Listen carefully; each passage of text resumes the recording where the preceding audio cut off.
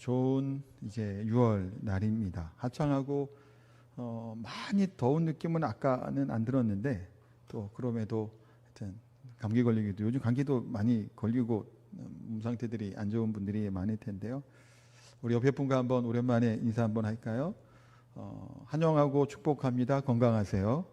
환영하고 축복합니다. 네, 건강하세요.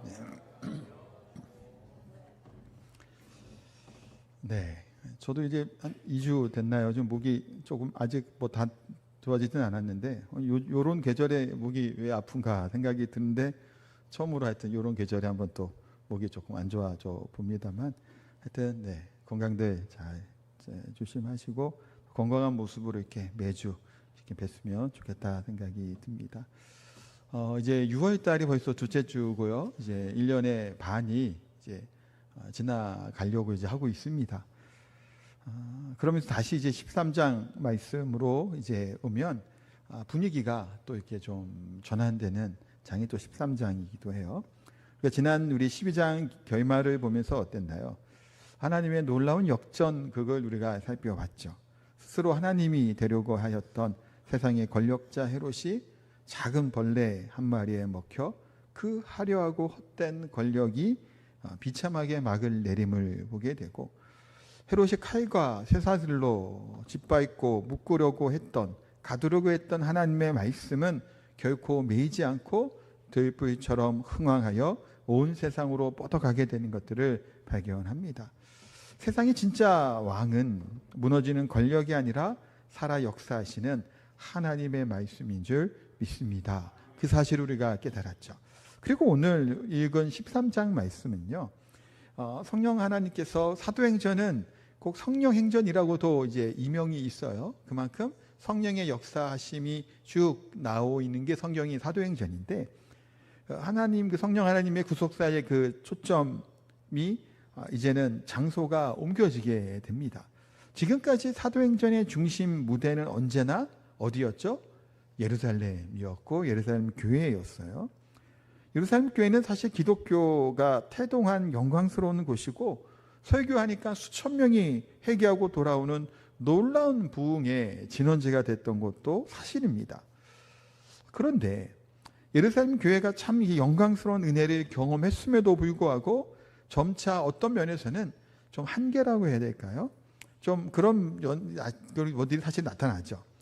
유대인이라고 하는 민족적 그 테두리, 또 전통과 이라고 하는 이 울타리 안에 좀 우리끼리 모여 은혜를 나누는 그런 교회의 모습을 또 안주하는 그런 교회의 모습을 또 보기도 했습니다. 예수님께서는 땅끝까지 이르러 내 증인이 되라라고 말씀하셨죠.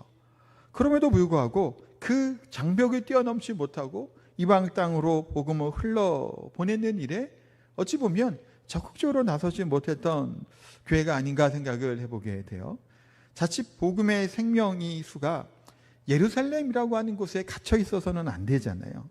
좀 아슬아슬한 상황인지도 모르겠다는 생각이 듭니다. 그런데 하나님은 이 하나님의 복음의 생수가 예루살렘에 머물러 있는 것이 아니라 세상을 향해 나아가기를 기뻐하셨고, 그리고 오늘 본문은 교회의 중심축이 예루살렘에서 이방 땅인 안디옥으로 중심이 바뀌어지는 과정을 보게 됩니다. 안디옥이라고 하는 이 도시는 로마에서 한 세 번째로 큰 거대 도시다라고 얘기할 만큼 대도시였다고 해요. 수많은 인종들과 이방의 우상들, 화려한 문화들이 뒤섞여 있었던 세속적인 도시이기도 한 것이 바로 안디옥 교회입니다. 그 중심에 안디옥 교회가 세워진 거예요. 그래서 우리가 안디옥 교회의 모습을 보면서 하나님의 그 초대교회 당시에 행하시는 하나의 놀라운 선교와 또 복음에 증거되는 것들을 우리가 보면서 올 한 해 우리의 표가 움직이는 교회잖아요. 어찌 보면 이 안디옥 교회가 이런 움직이는 교회에 좋은 그런 모델이 되는 교회가 아닌가라는 생각을 해보게 됩니다. 그래서 우리 또한 오늘 본문 말씀부터 앞으로 13장 그 이후의 말씀들을 보면서 안디옥 교회로부터 시작된 이 복음이, 하나의 말씀이 어떻게 증거되고 전해지는지 또 그것들을 살펴보면서 우리 또한 뭔가 좀 고여있고 멈춰있는 것이 아니라 세상을 향해서 생수가 흘러가듯이 역동적인 그런 은혜들이 또 결단들이 또한 복음 증거가 우리 가운데 있게 되기를 정말 축원하고 하나님의 말씀과 함께 나누려고자 합니다. 자, 첫 번째 우리가 볼 부분은 이건데, 이들이 이런 원동력과 능력을 가지고 그 복음을 증거하게 나갈 수 있었던 그 이유들, 원인들을 좀 보려고 하는데요. 1절 말씀을 보면 안디옥 교회의 지도자들의 이름이 기록되어 있습니다. 한번 다 같이 1절 다시 한번 읽어보도록 할까요? 같이 읽을게요. 안디옥 교회에 선지자들과 교사들이 있으니 곧 바나바와 니게르라 하는 시므온과 구레네 사람 루기오와 분봉왕 헤롯의 젖동생 마나엔과 및 사울이라. 자, 여기 보면 5명의 지도자들의 이름이 나옵니다. 자세히 그 이름들을 조금 살펴보면 쉽지 않은 사람들이 모여 있다는 것을 보게 돼요. 먼저는 바나바예요. 바나바의 업적이라고 해야 될까요? 바나바 하면 떠오르는 뭐 사건이 혹시 있으신가요? 바나바는 우리가 앞에서는 자세히 보진 않았는데 좀 넘어가서 그 구브로 출신의 귀족이라고 얘기할 수 있고요. 율법에 정통한 레위인입니다. 그리고 바나바는 초대교회 당시에 자신의 모든 소유를 팔아 교회에다가 하나님께 헌물했던 사람이죠. 그래서 바나바에 드려진 헌물을 가지고 각자 필요에 따라 쓰게 됐다고 얘기했던 그 사람이 바로 바나바입니다. 참 존경받는 사람이었고 많은 사람들로부터 이렇게 지지를 받고 또 성품이나 그런 것들도 되게 이제 좋았던, 온유했던 사람이 바로 바나바라는 사람이에요. 그리고 나서 시므온이라는 사람이 나옵니다. 여기 보면 니게르라 하는 시므온과라고 얘기하는데, 니게르라고 하는 것은 이명이라고 해야 될까요? 별명 같은 건데, 라틴어로 니게르는 검다라고 하는 뜻을 가지고 있어요. 그렇다는 얘기는 이 사람의 피부 색깔이나 혈통이 어느 쪽일까요? 그렇죠, 흑인이었던 거예요. 그래서 아마 추측해 보건대 아프리카 좀 흑인 노예 출신이었을 가능성도 크다라고 학자들은 보게 됩니다. 그런 시몬이라는 사람이 있고, 루기오라고 하는 사람이 나오는데 이 사람은 구레네 출신으로 소개되어 있어요. 구레네도 북아프리카 지역인데 그 지역 또한 이방 문화에 익숙한 헬라파 유대인으로 보이는 것이 바로 루기오라는 사람이에요. 그 다음에는 마나엔이라는 사람이 나옵니다. 어떻게 소개하고 있나요? 헤롯의 젖동생 마나엔이라고 얘기해요. 헤롯의 젖동생이라는 말은 그냥 뭐 우리가 좀 편하게 우리가 쓰는 표현으로 하면 뭐 중마고우, 불화의 친구 뭐 그런 것들이 있죠. 뭐 그런 사람 정도로 볼 수 있을 것 같아요. 그러면 헤롯은 누군가요? 우리가 아는 그 헤롯 가문을 얘기하는 거예요. 예수님을 태어날 때부터 죽이려고 했던 헤롯 대왕으로부터 지금 우리 얼마 전에 그 야고보를 순교하 죽이고 베드로를 했던 그 사람이 헤롯 있죠. 그 가문이에요. 그러니까 이 마나엔이라는 사람은 그 가문, 헤롯 가문과 굉장히 밀접하게 연결되어 있었던 최고 상층부에 있는 어찌 보면 귀족이라고 얘기할 수 있는 사람이 바로 마나엔이라는 사람이에요. 자, 그리고 마지막에 사울이죠. 바울입니다. 바울은 과거 교회를 핍박했던 사람, 성도들이 죽이려고 하는데 앞장섰던 사람, 바리새인 중에 바리새인, 이렇게 5명이 이 안디옥 교회의 지도자로 있습니다. 이들은 인종도 다르죠. 출신 지역도 다르고요. 피부 색깔도 다르고 정치적인 배경도 달라요. 때로는 흑인 노예로 추정되는 사람이고 왕실 귀족과도 같은 신분을 갖고 있습니다. 심지어는 과거의 성도들을 잡아 죽이려고 했던 자가 있고 핍박을 받은 자가 한자리에 같이 모여 있어요. 참 놀라운 일이잖아요. 세상적인 조직이라면 이거 같이 모여서 같이 뭐 할 수 있나요? 파벌이 생기잖아요. 우리 지금 여야가 지금 뭐 문제가 생겼죠. 선거 끝난 이후에 대표 물러나라고 서로 다들 지금 막 그러고 있어요. 뭐 장동혁 물러나라 그러고 저기 누구야 하여튼 물러나라 그러고 하여튼 서로 지금 분위기가 그 당 내에서도 지금 파벌이 다 있잖아요. 예전에 뭐 친문계, 친명계 얘기도 나왔었고 그런 것처럼 다 어느 조직이든 간에 본인들이 라인들이 있고 선호하고 가까운 사이들이 다 있단 말이에요. 근데 같은 대한민국 국민임에도 불구하고 이렇게 나뉘는데 지금 이들은 어떤가요? 정말 다른 지역과 출신과 그런 것들이 다른 사람들이 모여 있어요. 섞일 수 없을 것 같은 이 사람들이 안디옥 교회라고 하는 이름으로 그 안에 한 몸이 되어 한 교회를, 이 안디옥 교회를 세워나가는 것들을 보게 됩니다. 십자가에 걸리신 보혈의 은혜가 신분과 인정과 학벌과 정치적인 이념이라고 하는 세상의 견고한 진들을 완벽히 다 무너뜨리고 하나님의 거룩한 영적인 가족으로 묶여있다라는 거예요. 그 중심에 예수 그리스도의 십자가의 복음이에요. 교회는 나와 비슷한 취향이나 비슷한 수준, 비슷한 고향 사람들이 서로 마음이 맞아갖고 친목하는 그런 동아리나 클럽들이 아니잖아요. 내 생각과 다르고 내 방식과도 다르고 자라온 환경들도 다를지라도 오직 그리스도의 은혜라고 하는 절대적인 공통의 분모 하나 때문에 서로가 서로를 끌어안고 감싸고 위에 중보하며 기도하며 영적인 가족으로 세워지는 것이 바로 교회라는 거예요. 우리 교회만 해도 어떤가요? 각자 다른 사람들이 다 이렇게 모여 있잖아요. 저같이 생기고 저 같은 사람도 있는 반면에 또 다른 사람들도 있고요. 또 제주도 분들도 있는 반면에 육지에서 오신 분들도 있고요. 또 서울이나 어디에서 또 있다가 온 분들도 있고 아니면 이곳에 오래 계셨던 분들도 있고요. 다양한 사람들이 다 모여 있는 것이 바로 교회라는 거예요. 서로 이해하고 양보하고 세워가는, 서로를 존중하고 세우는 그런 공동체의 모습이에요. 우리 한국 기독교 역사에서도 이런 좀 안디옥 교회처럼 복음의 기적이 있었던 교회가 있습니다. 전북 김제에 세웠던 금산교회라고 하는 교회예요. 1905년 당시 얘기합니다. 그럼 되게 아직 조선시대이죠. 당시 김제에 굉장히 부유했던 양반이자 제지주였던 조덕삼이라고 하는 사람이 예수님을 믿게 돼요. 자기 집에 있는 이 부분 사랑채를 내어주고 해서 교회로 세우게 됩니다. 그러니까 교회를 세운 사람이겠죠. 그리고 그의 집에서 마부로 일하던, 말을 관리하던 이자익이라고 하는 이 젊은 청년에게 복음을 전하고 예수님을 믿게 됩니다. 양반하고 이런 참 사람하고 사실 상종하고 같이 어울리기 힘든 시대잖아요. 1905년 당시니까요. 신분 사이였던 이 당시에 조덕삼은 이자익을 친형제처럼 대하면서 신앙생활을 같이 했다고 합니다. 그리고 나서 이 금산교회에 장로 선출을 하게 되는데 누가 장로가 되었을까요? 이자익이 된 거예요. 자기 거의 종 같은 사람이 장로가 된 겁니다. 조덕삼, 교회를 본인 집을 내어줘서 세웠던 교회인데 되지 않았던 거예요. 어땠을까요? 양반에 체면되고 사실 이게 쉽지 않잖아요. 이 부분이. 근데 조덕삼은 성도들 앞에 이런 얘기를 했대요. 우리 금산교회 성도들이 참으로 훌륭한 결정을 하셨습니다.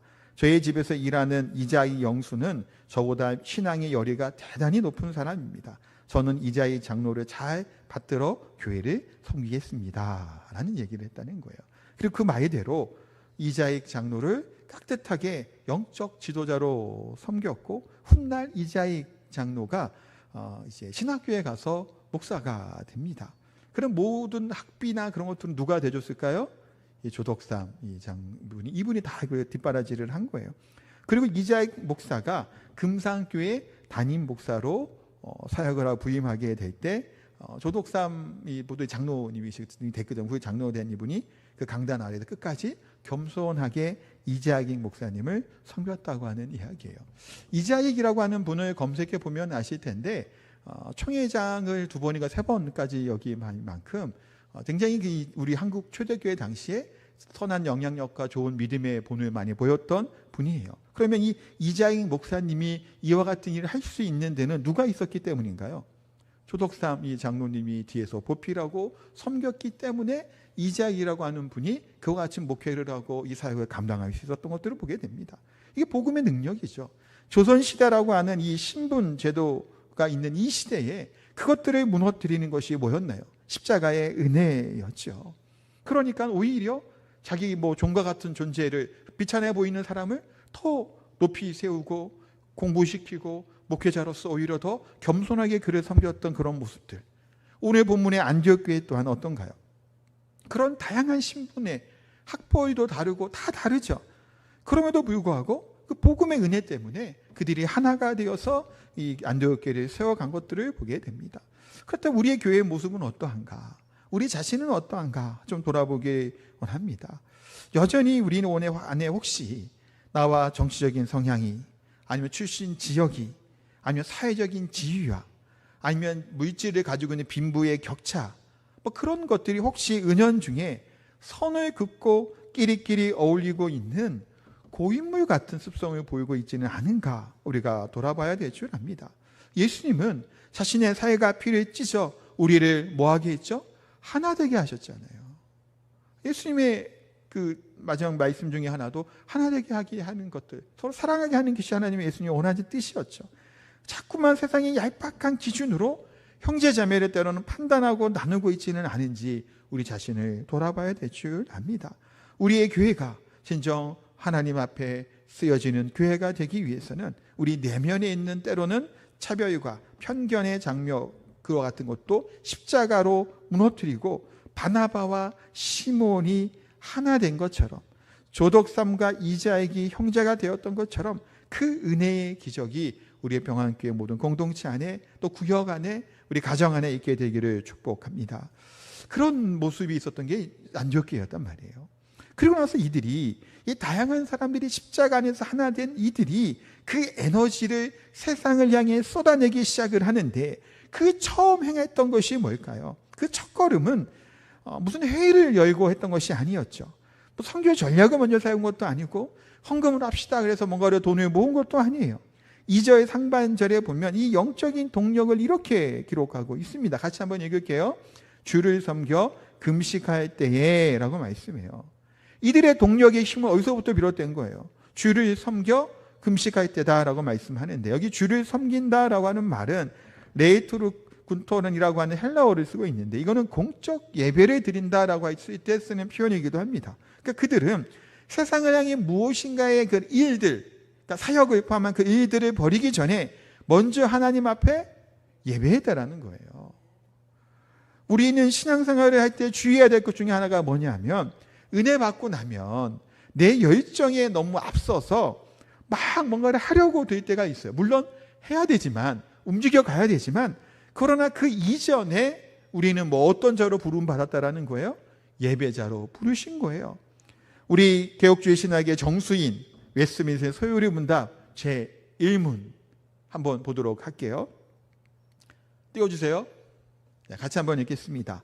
사람의 제의되는 목적은 하나님을 영화롭게 하고 영원토록 그를 즐거워하는 것이다 라고 말씀합니다. 인간의 위대한 사명은 뭐라고요? 하나님을 영화롭게 하고 그를 즐거워하는 것, 그것을 다르게 말하면 뭘까요? 하나님을 예배하는 자로 우리를 부르셨다라는 거예요. 지금 안디옥 교회가 뭔가 특별히 이 사역들을 감당하기 위해서 나가잖아요. 이렇게 나가는 움직임을 하기 전에 먼저 이 앞으로 나가기 전에 뭘 먼저 한 거예요? 위로 하나님의 은혜를, 하나님께 예배하는 자의 모습으로 먼저 서게 됐던 것이 안디옥 교회였다라는 거예요. 강단에서 선포되는 하나님의 말씀의 풍성함을 먹고 주의 임재 안에 영적으로 무장하고 그 예배의 본질을 생명을 걸었던 것이 어찌 보면 안디옥 교회의 모습이었다는 겁니다. 게다가 그들은 예배할 때 뭐 했다고 얘기하죠? 금식했다라고 얘기합니다. 성경에서 말하는 금식이 그냥 내 뜻을 간철하기 위해서 하나님을 협박하듯이 단식 투쟁하는 것이 아니죠. 때론 이 세상의 단식은, 밥을 굽는 것은 투쟁이잖아요. 때로는 영치인들마다도 때가 되면 한 번씩 하는 게 뭐예요? 단식 투쟁이죠.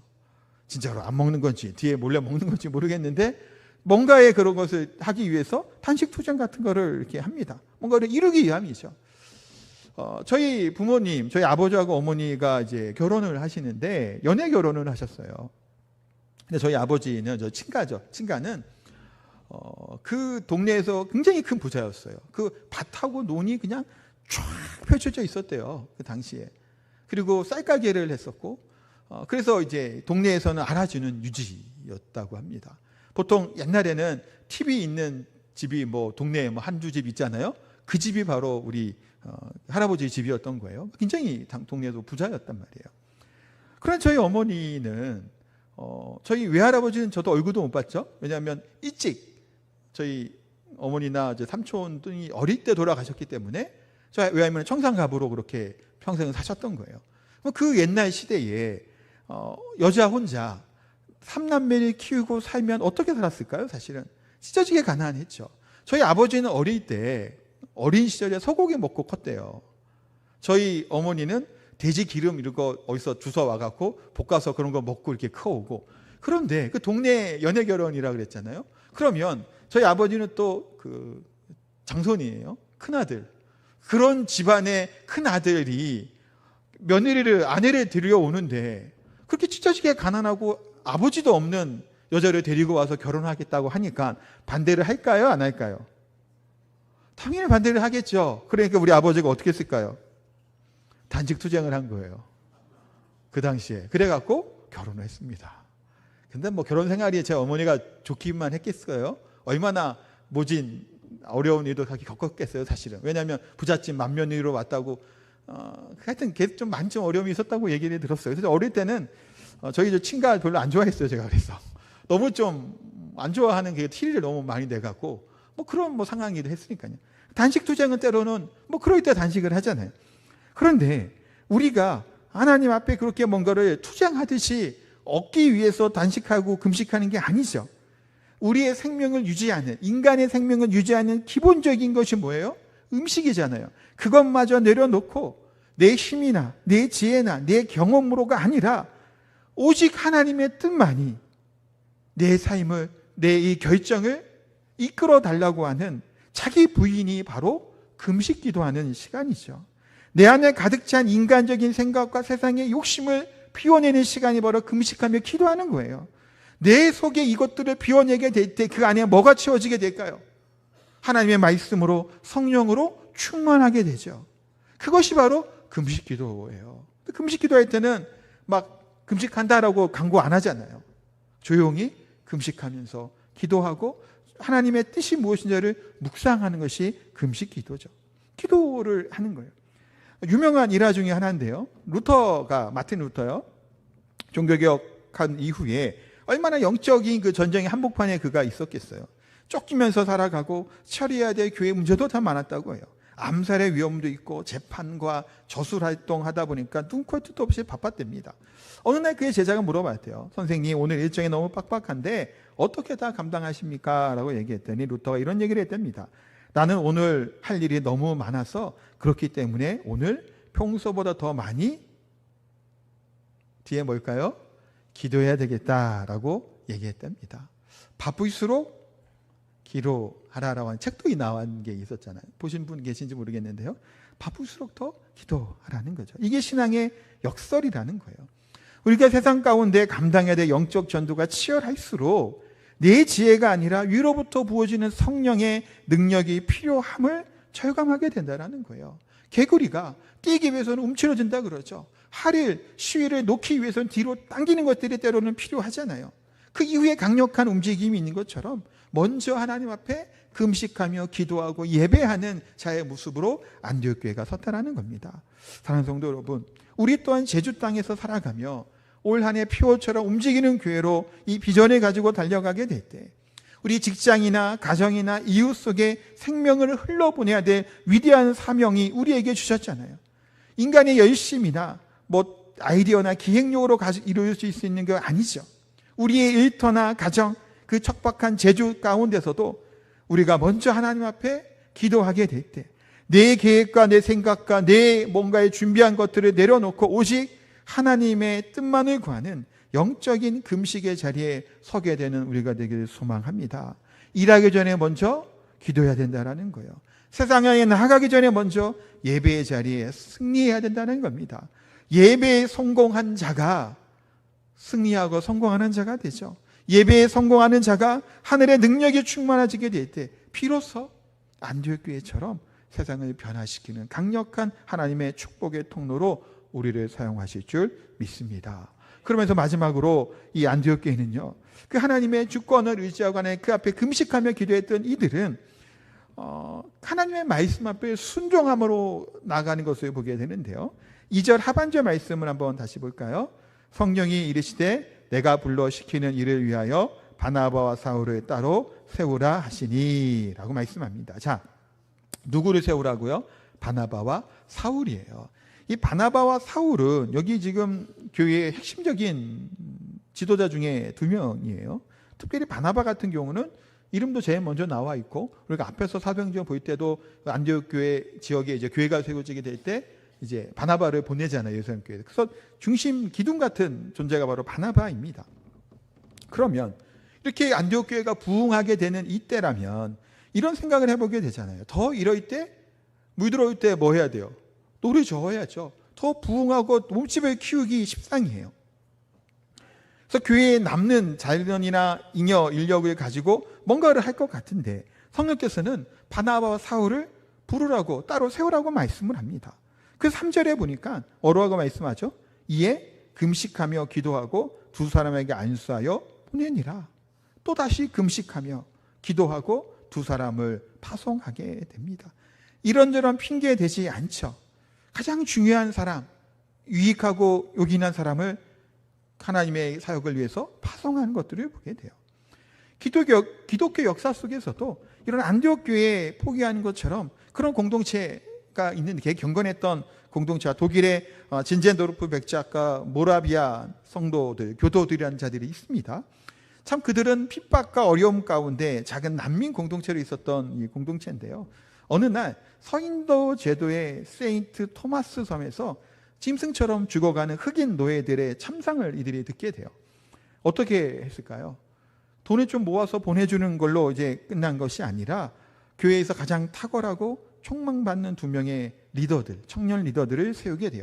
레오나르도 도버와 데이비드 니치만이라고 하는 자들을 두 명을 세워서 그들을 흑인 노예들에게 복음을 전하기 위해서 노예가로 팔려갈 것을 각오하고 짐을 꾸려서 파송을 합니다. 모라비아 교도 성도들이 안디옥 교회 성도들처럼 눈물로 기도하며 금식하면서 그들을 보내는데, 배가 멀어지게 될 때 이 두 청년들은 뱃머리에서 이렇게 외쳤다고 해요. 죽임당하신 어린 양이 그 고난에 합당한 영광을 받으시도록 이라고 외치면서 자신의 그런 삶들과 그런 것들을 포기하고 그 전도하는 일에, 복음 전하는 일에 나아갔다는 겁니다. 안디옥 교회도 그렇고요. 모라비안 교도들도 마찬가지겠죠.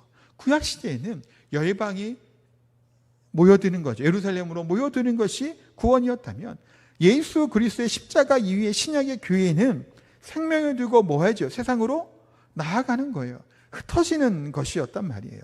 그것이 복음의 본질이었죠. 십자가의 은혜가 우리 안에 머물러 있으면 결국 머물러 있다 보면 부패하고 고요할 수밖에 없죠. 지난번에 제가 갈릴리 바다하고 사해 바다 얘기도 잠깐 드렸잖아요. 복음의 생명 흘러가야 돼요. 멈춰 있으면 사해 바다처럼 된단 말이에요. 지금 오늘 본문의 이들은 그런 포기들을 하는 거예요. 유익하고 균형한 사람들은 내어놓고 하나님의 일을 위해 맡겼던 것들을 보게 됩니다. 우리가 생각하는 움직임의 핵심이 바로 여기에 있죠. 적당히 남는 것이 동정심을 가지고 나누어 주는 정도가 아니에요. 교회가 이 지역사회를 품고 이웃을 살리는 생명의 방주의 역할을 감당하기 위해서는 때로는 우리의 가장 귀중한 시간을 드리는 겁니다. 우리의 밀주를 드리는 거죠. 우리의 수고와 땀을 흘리는 거예요. 그것을 떼어줄 때 이것이 가능하다라는 거예요. 잉여 자원을 가지고 남는 것을 가지고 쓰는 것이 아니죠. 때로는 이런 얘기들을 하기 쉽죠. 우리 교회도 지금 어려운데, 우리 나라도 지금 이런데 라는 얘기를 해요. 이 얘기는 제가 청년시 20대 청년 때 많이 들었던 말이기도 해요. 선교를 해야 된다고 주장하는 우리 신학생이나 뭐 한 종류 있었고요. 그냥 그 좀 반대하는 입장의 생각들도 있었어요. 지금 아직 우리나라도 복음 전할 때가 많고, 우리나라도 아직 좀 이런데, 우리 교회도 좀 이런데, 그런 얘기예요. 그런데 보세요. 만약에 이 논리대로 간다면 아직 우리나라도, 우리 교회도라만 생각을 했으면 그 조선시대에 그 헐벗고 굶주리고 더럽고 정말 미개했던 우리 조선이었잖아요. 그 나라 가운데 그 잘 살고 좋았던 영국, 미국과도 같은 스코틀랜드, 그런 나라에서 선교사들이 왜 왔겠냐라는 거예요. 그들도 동일해요. 아직 우리도 똑같죠. 아직 그들도 다 복음화된 게 아니었고, 아직 그들 교회도 충분해서 그들이 파송하고 보낸 게 아니란 말이에요. 그럼에도 불구하고 자신의 것들을 나누고 또 사람을 파송하면서 생명의 복음을 증언하는 일을 위해서 이 낯선 땅, 먼 동방의 땅까지 와서 복음을 전하고 수많은 선교사님들이 순교하면서까지 이 생명을 전하는 일을 감당했던 것이죠. 교회는 결국은 중요하고 선한 것들, 좋은 것들을, 예배라는 것이 결국 뭔가요? 가치 있는 것을 드리다라는 것이 예배잖아요. 내 무엇인가를 중요한 것들을 하나님께 드리는 것, 그것이 바로 교회가 하나님 앞에 드려지는 하나님의 쓰임받는 교회의 모습인 줄 압니다. 말씀을 맺겠습니다. 사랑하는 성도 여러분, 오늘 우리는 안디옥교회의 위대한 이 출발하는 과정, 이 앞부분을 지금 먼저 봤습니다. 교회는 뭔가요? 서로 장벽들, 막힌 담들, 또한 서로 되는 오해와 또 아니면 그런 선입관 같은 것들, 고정관념이 있는 것이 아니죠. 다른 사람들이 모여 있는 것이 교회예요. 그것이 하나가 된 것이 뭐로 하나 돼요? 복음으로 하나 된단 말이에요. 그리고 또한 그런 하나 된 교회가 인간의 열심보다 예배를 우선하는 것, 가장 소중한 것을 포기하는 것, 복음을 세상 밖으로 증언하고 전하는 것, 그것이 바로 교회가 해야 될 사명이었음을 돌아봤습니다. 성도들이 또 우리 하나님의 교회가 그 일들을 위해서 자신의 것들을 희생했죠. 그 역사의 바통이 누구에게로 넘어왔나요? 지금 이 시대의 사람 우리에게 또한 넘어갔다는 거예요. 안디옥 교회가 바나바와 사울을 세상 가운데 파송한 것처럼 오늘 우리 예배를 통해서 성령 하나님은 저와 여러분을 뭐 하는 거예요? 파송한다라는 거예요. 내일부터 벌어지게 된 일상생활 가운데 더 이상 예배 당해서 우리가 예배 드리지는 않습니다. 그러나 우리는 한 사람 한 사람이 뭐예요? 이 세상 가운데 바나바하고 사울로 우리를 보내셨고 부르셨다라는 거예요. 우리들이 출근하는 직장과 물건을 파는 사업장과 공부하는 캠퍼스, 우리의 동네의 이웃들, 그 복판으로 우리를 보내셨다라는 사실이에요. 직장에서 만나는 까다로운 사람에게 다가가서 바나바처럼 십자가의 위로자가 되어야 된다는 겁니다. 부조리하고 타락한 세상의 문화 가운데 사울과 바울처럼 복음의 진리를 당당하게 선포하는 것이 바로 우리가 해야 될 역할이라는 거예요. 우리는 교회라고 하는 울타리 안에만 좋은 성도로 머물러서는 안 된다는 거예요. 세상의 삶 가운데 우리가 파송된 자라는 거예요. 세상을 위해서, 세상에 변화시키기 위해서 복음의 전도자로 우리를 부르셨다라는 거예요. 우리가 예배를 드릴 때 주일은 이 자리에서 예배 드리지만 우리가 살아가는 삶의 현장에서는 어디서 예배 드리는 거예요? 직장에서 예배 드리는 거고, 일터에서 예배를 드리고, 가정에서 우리가 예배 드리는 자로 살아가는 겁니다. 움직이는 교회라는 게 뭐예요, 결국은? 우리가 교회잖아요. 가는 곳곳이 다 교회가 되고 하나님 예배하는 장소가 되는 거예요. 하나님의 그 부르심 가운데 우리가 가는 그 서는 곳곳이 예배자로 쓰고 우리를 통해서 생명의 복음이 전거되고 그리스도의 향기가 전파될 수 있는 그런 하나님의 교회가 되는 부른 신과함에 합당한 삶을 살아가는 저 우리 성도님 다 되시기를 예수님 이름으로 축복하고 기도합니다. 아멘. 우리 찬양하겠습니다. 우리 부르신 곳에서 함께 찬양합니다.